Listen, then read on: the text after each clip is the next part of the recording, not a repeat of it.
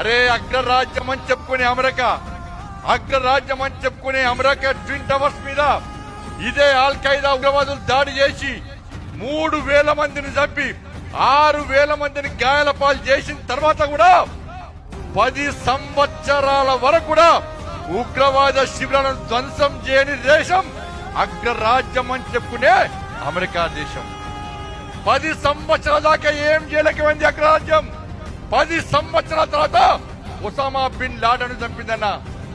కానీ నా నరేంద్ర మోడీ, నా భారత సైన్యం పహల్గాం సంఘటన జరిగిన తర్వాత కేవలం 15 డేస్ 15 రోజుల్లో ఇలా ఉగ్రవాద శిబిరాలను మట్టుబెట్టినటువంటి దేశం నా భారతదేశం, నా భారత సైన్యం అన్న విషయాన్ని గుర్తుంచుకోండి.